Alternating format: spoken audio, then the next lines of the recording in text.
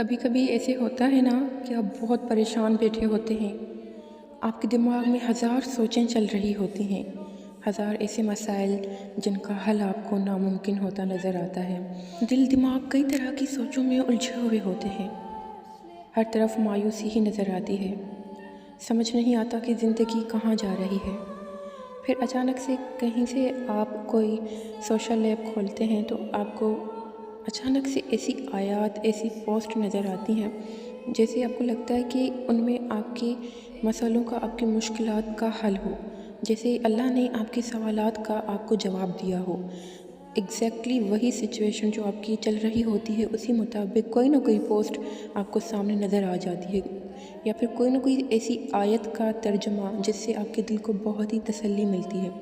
تو یقین کیا کریں، یہ کوئنسیڈنس نہیں ہوتا، یہ اللہ کی طرف سے آپ کو تسلی ہوتی ہے، آپ کے سوالات کا آپ کو جواب ہوتا ہے۔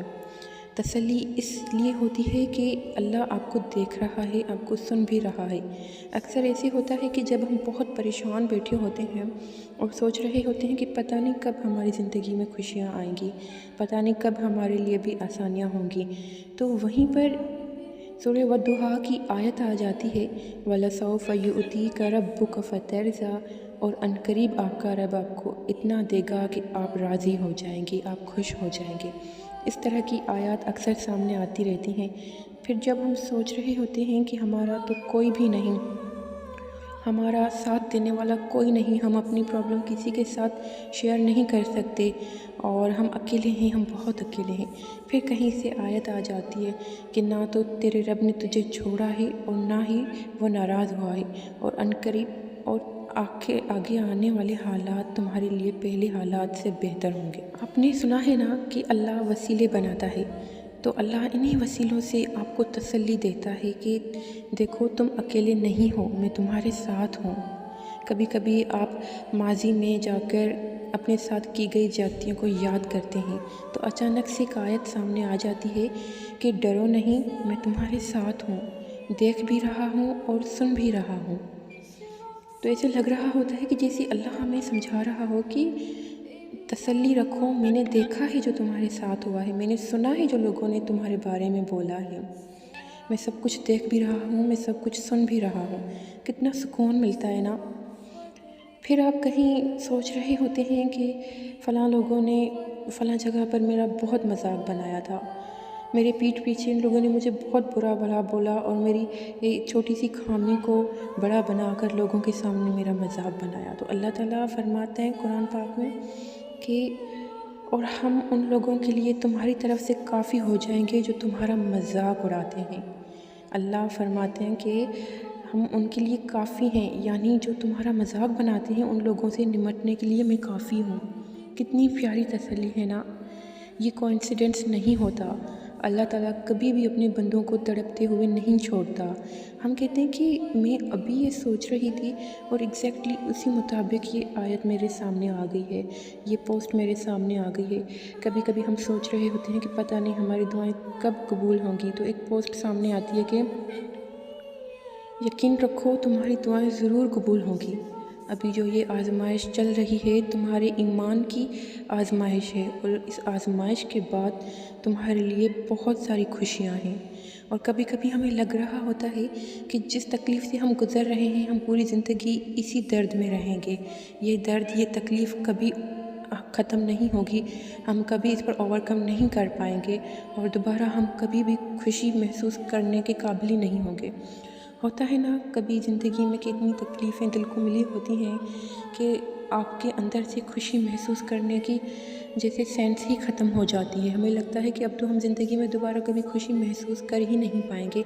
دل اتنا زیادہ ٹوٹ چکا ہوتا ہے۔ کبھی کبھی ہم شدت سے چاہ رہے ہوتے ہیں کہ ہماری دعا ابھی قبول ہو جائے، پتہ نہیں کب ہوگی۔ ہم انسان ہیں نا، تو ہم سوچتے ہیں کہ ٹائم گزرتا جا رہا ہے، پتہ نہیں کب دعا قبول ہوگی، پتہ نہیں آگے کیا ہوگا، یہ دعا ابھی تک تو قبول نہیں ہو رہی۔ تو پھر ایک پوسٹ سامنے آتی ہے یا پھر کوئی ایسی ویڈیو سامنے آ جاتی ہے جس میں ہوتا ہے کہ صبر رکھو، تمہاری دعائیں ضرور قبول ہوں گی، ابھی جو یہ وقت گزر رہا ہے یہ تمہیں اللہ سے قریب کر رہا ہے۔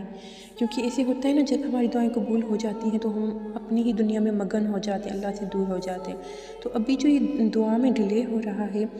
تو یہ آپ کی خیر کے لیے ہی ہو رہا ہے، اس میں بھی بہتری ہے، اور اللہ پاک بہترین وقت پر آپ کی دعا قبول کرے گا۔ ان چیزوں کو کبھی بھی، ان باتوں کو کبھی بھی آپ ہلکے میں مت لیا کریں کہ یہ بس ایسے ہی اتفاق ہی آ گئی میرے سامنے، نہیں۔ اللہ پاک اپنے بندوں کے ذریعے آپ کو پیغام پہنچا رہا ہوتا ہے کہ تسلی رکھو، میں تمہارے ساتھ ہوں، میں سب کچھ جانتا ہوں، میں دیکھ بھی رہا ہوں، میں سن بھی رہا ہوں، میں تمہارے لیے کافی ہوں۔ جب ہم کہہ رہے ہوتے ہیں کہ ہم اکیلے ہیں، ہمارا تو کسی نے ساتھ نہیں دیا، مجھے اس نے بھی دھوکہ دیا، مجھے اس نے بھی دھوکہ دیا، تو اللہ فرماتا ہے کہ کیا میں تمہارے لیے کافی نہیں ہوں؟ بے شک اللہ کافی ہے، اللہ ہمارے لیے کافی ہے۔ اور کبھی کبھی ہم سوچ رہے ہوتے ہیں کہ جو لوگ ہیں وہ ان کی دعائیں تو جلدی قبول ہو رہی ہیں، ہماری کیوں نہیں ہو رہی؟ آپ کو ایک بات بتاؤں تو جو اصحابہ ہوتے تھے، اصحابہ کرام، جب ان کی دعا میں تاخیر ہو رہی ہوتی تھی، جب ان کی دعائیں قبول ہونے میں دیر لگ رہی ہوتی تھی، تو وہ خوش ہوتے تھے اور وہ دعا کرتے تھے کہ یا اللہ آپ بھلے ہماری دعاؤں کو دیر سے قبول کریے گا۔ کیونکہ پھر وہ دعا کی وجہ سے اللہ سے زیادہ کنیکٹ رہتے تھے۔ ویسے بھی مومن اللہ سے کنیکٹ تو رہتا ہے، لیکن جب دعا قبول ہو جاتی ہے تو وہ والی شدت کم ہو جاتی ہے، اور جب تک دعا قبول نہیں ہو رہی ہوتی تو ہم شدت سے ذکر کرتے ہیں، شدت سے ہم عبادت کرتے ہیں، ہر وقت اللہ کو یاد کرتے ہیں۔ تو اصحابہ کرام اس طرح سے دعا مانگا کرتے تھے کہ یا اللہ بھلے آپ اس دعا میں تاخیر کر دیں تاکہ ہم اللہ سے اور زیادہ رجوع کریں، اللہ سے اور زیادہ کنیکٹ رہیں۔ ماشاءاللہ اللہ پاک ہمیں بھی ایسا ایمان عطا کریں کہ جب ہم اپنی دعاؤں کو قبول ہوتا نہ دیکھیں تو ہم مایوس نہ ہوں، ہم بھی خوش ہوں کہ اگر اس میں تاخیر ہو رہی ہے تو ہم اللہ سے کنیکٹ ہو رہے ہیں اور اللہ کے قریب ہو رہے ہیں۔ آپ کو پتہ ہے کہ تاخیر دعا میں تب ہوتی ہے جب اللہ ہمیں ایک مقام تک پہنچانا چاہ رہا ہوتا ہے،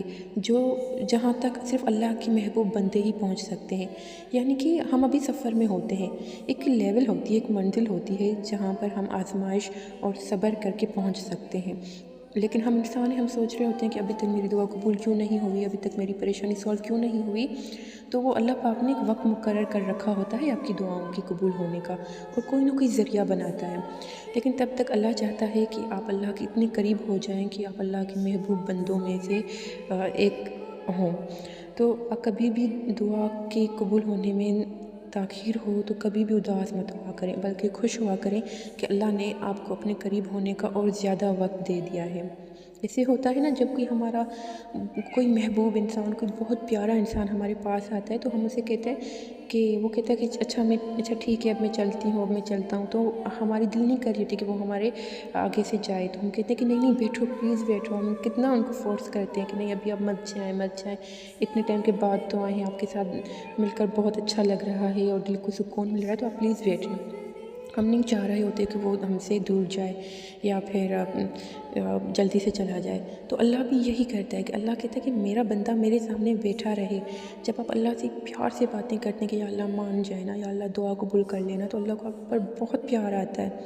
تو فرشتے فرماتے ہیں کہ یا اللہ آپ کا یہ بندہ یا بندی اتنے ٹائم سے گڑ گڑا رہا ہے اور دعاؤں کی قبول ہونے کے لیے آپ کو منا رہا ہے، تو آپ اس کی دعائیں قبول کر لینا۔ تو اللہ تعالیٰ فرماتا ہے کہ مجھے اس بندے کی آواز بڑی پیاری لگتی ہے، اس کے مانگنے کا طریقہ مجھے بڑا پیارا ہے، تو اس کو کچھ دیر اور مانگ لینے دو، اس کو میں جلدی دے دوں گا تو یہ پھر نہیں مانگے گا، یہ اٹھ جائے گا، اس کے مانگنے میں وہ شدت نہیں رہے گی۔ جب چھوٹے بچے ہوتے ہیں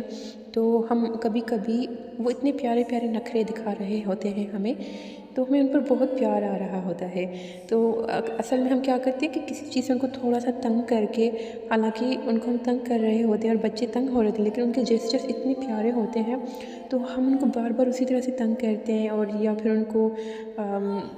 ان کے ساتھ وہی حرکتیں کر رہے ہوتے ہیں پیاری پیاری سی، تاکہ وہ بچہ ہمیں اس طرح سے نخرے دکھائے تو ہمیں مزہ آتا ہے، ہمیں پیارا لگتا ہے۔ تو اللہ تعالیٰ کو بھی اپنا بندہ اس طرح سے بہت پیارا لگتا ہے، جب بندہ اللہ کے پاس بیٹھ کر اللہ کو منا رہا ہوتا ہے، یا پھر بندہ اس تکلیف میں اللہ سے پہلے جب بندہ اللہ کی طرف جاتا ہے نا، تو اپنی تکلیف، اپنی دعا اور اپنا ایک گول لے کر جاتا ہے، اپنی ایک وش لے کر جاتا ہے کہ میری یہ والی وش پوری ہو جائے۔ لیکن جب آپ کی آزمائش طویل ہو جاتی ہے نا، تو آپ کے اندر سے وہ اس وش کی فلفلمنٹ کی جو خواہش ہوتی ہے نا، وہ ختم ہونے لگتی ہے، کیونکہ اس ٹائم میں آپ اللہ کے اتنے قریب ہو جاتے ہو کہ آپ کہتے ہیں کہ بھلے اب یہ خواہش پوری ہو یا نہ ہو، مجھے اللہ تو مل گیا اور میں اللہ کے قریب ہو گیا ہوں، میں اللہ کے قریب ہو گئی ہوں، تو میرے لیے اللہ کافی ہے۔ آپ کو اتنا سکون مل رہا ہوتا ہے اللہ کے ساتھ دوستی میں۔ پھر وہ وقت آتا ہے جب اللہ آپ سے اتنا خوش ہوتا ہے، جب آپ بنا کسی غرض کے اللہ کے پاس جاتے ہیں نا، آپ کی کوئی غرض نہیں ہوتا آپ کا کہ میری یہ دعا قبول ہو جائے، وہ ہو جائے۔ آپ صرف اللہ کے پاس اللہ کے لیے جا رہے ہوتے ہیں، جیسے دوست ایک دوست سے ملنے جا رہا ہوتا ہے، اللہ سے باتیں کرنے کے لیے جا رہے ہوتے ہیں، آپ نا اللہ کے پاس عبادت کرنے جا رہے ہوتے ہیں صرف اللہ کے لیے۔ تو اللہ آپ کو اتنا محبوب بندہ بنا لیتا ہے اپنا۔ پھر وہ وقت آتا ہے کہ جو دعا آپ نے مانگی تھی یا پھر مانگنی چھوڑ دی تھی نا، وہ دعائیں بھی قبول ہو جاتی ہیں۔ اللہ آپ کو ہر اس چیز سے نواز دیتا ہے جو آپ سوچ رہے ہوتے ہیں، جو آپ چاہ رہے ہوتے ہیں، یا پھر جو آپ بھول بھی چکے ہوتے ہیں، اور پھر آپ کی دعائیں اس طرح سے قبول ہو جاتی ہیں۔ پھر کیا ہوتا ہے کہ پھر آپ کو اس چیز کی طلب اتنی تنگ نہیں کرتی جتنی آپ بے چین پہلے ہوتے تھے، کیونکہ تب آپ کو اللہ مل چکا ہوتا ہے، اور جب آپ کو اللہ مل جاتا ہے نا تو آپ کو سب مل جاتا ہے، اور پھر آپ کے پاس دنیا کی ہر دولت ہوتی ہے، کیونکہ اللہ کے آپ محبوب بندے بن چکے ہوتے ہیں، اور آپ کی ساری خواہشات بھی پوری ہو چکی ہوتی ہیں، آپ کے دل کو سکون بھی ہوتا ہے۔ تو اللہ اس طرح سے اپنے بندوں کو قریب کرتا ہے۔